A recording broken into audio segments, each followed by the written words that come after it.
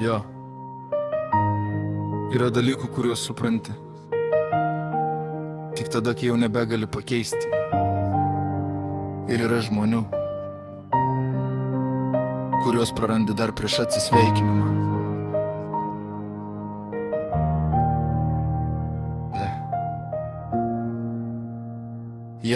Ji buvo šalia, kai aš buvau kažkur kitur, mintise, planuose, nes su ją ne čia. Aš galvojau, kad laikas palauks, bet laikas niekada nelaukia.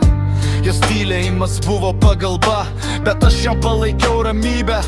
Ji laukia, kol pastebėsiu, aš buvau per užsiėmęs savim. Kai supratau per vėlai, jos jau nebebuvo šalia. Tik tuščia vieta ir mintis, kurios neleidžia užmigt ramiai. Kai supratau per vėlai, meilė jau buvo pavargus. Kai pradėjau brangint, jau buvo paleidus. Dabar kambaris per didelis, net kai jame niekas nepasikeitė, jos daiktų nebėra, bet jausmas liko per stiprus. Aš prisimenu jos žvilgsnį, kai ji dar tikėjosi kažko, ir tą momentą, kai nuleido akis, tada aš jau praradau.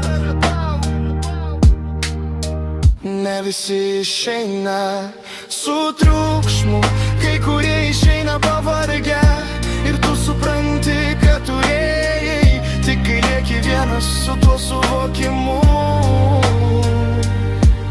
Bandžiau gyvent toliau, bet kiekviena tyla primena jo. Ne todėl, kad nebėra kitų žmonių, o todėl, kad nebuvo kitos tokios. Ji nemokė skaudint, ji mokė laukt. Ir kai laukimas baigėsi, aš likau su tuo, ko nepasakiau. Kai supratau per vėlai, nebuvo kam sakyt pasilik. Kai supratau per vėlai, ji jau buvo išmokusi išeit. Kai supratau per vėlai,